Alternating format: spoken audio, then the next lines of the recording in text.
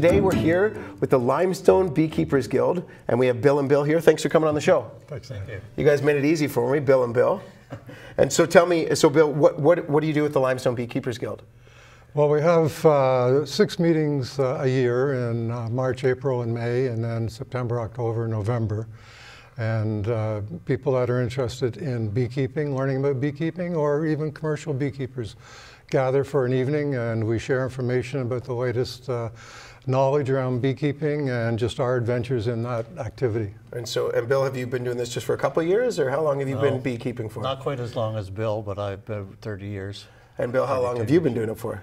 Oh, 40 maybe. So collective knowledge right now, folks, we have 70 years of beekeeping knowledge, which is pretty cool. Thank you so much for coming on the show. What's a meeting, Bill, what would a meeting entail generally? Like, how would it be structured? As I have it set up now, we do basically a half hour of get together and socializing, and then we do a formal meeting with the president presenting something, and then we go in, we have guests, provincial apiarists, local beekeepers, meeting local beekeepers, just anything like that, and then discussing something that may have came up or somebody had expressed an interest in, so we should find out about swarming or something like that, so we might tackle that at that time of year. It's mostly seasonal topics too, sort of. Okay, that makes sense. Yeah. And so how many people show up, or how many people would be at a meeting generally? A lot. Oh, really? Yeah, we have 60, 70 people come to every meeting now. It's really been quite interesting to see the growth of new beekeepers, and old beekeepers just keep coming. And so inside the hive, we have usually an inner cover, and then inside that we have 10 of these. Okay. Right. So how does it work then? They would fly. What do they do? They fly in and they make honey, like, or this is their house, I'm assuming, right? Yes. Like, This is the new house. This was sort of developed in the late 1880s in the United States. Before then, all the wax and bees and honey were just smushed together and heated in a big pot, and then the honey and the wax separated, and it was a real mess. So when they found a critical spacing that bees would leave without filling with beeswax, then we came across movable parts. So now we can go in and we can inspect the frames, we can pull them out, and we can look and see what's happening with each frame.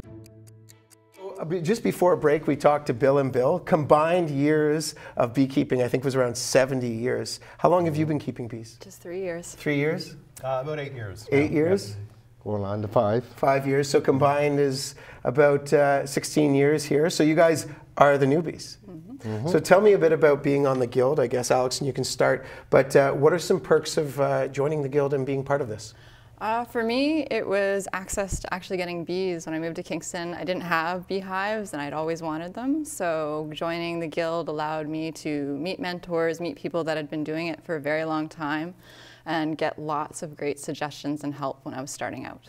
Well, yeah, because that was one of my questions. Just I was thinking between break is like, okay, where do you get bees? You know, like they had 1 million bees. Where do you get 1 million bees? You know, like.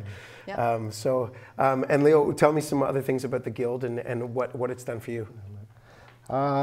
It's like you were saying, the years of experience from other beekeepers.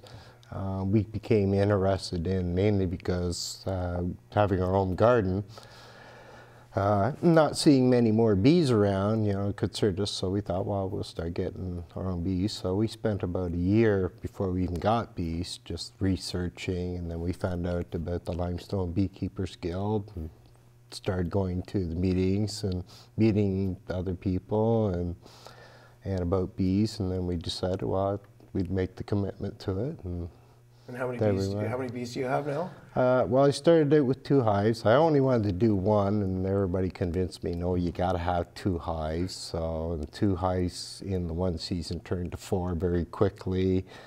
4 turned to 6, and now I'm up to 10. 10. That's a lot of bees. That's a lot of bees. That's a lot of bees. And Curtis, tell me a bit about your experience with the Beekeepers Guild. I joined a year before I actually got bees. I took a course years ago, just straight out of college. I took a sort of a weekend course just because my neighbor was keeping bees. I thought he was crazy. I didn't know anything about honeybees, so I thought I'd learn a little bit. And I got some property near Charleston Lake when I moved to the Kingston area. And I started going to the guild meetings a year before, just to get a refresher. And for the first year of having bees, I did have a mentor, and he basically came out a couple times and helped me with my bees, and I went out and visited him. And that was huge, because I think I would have just been completely lost without that mentorship.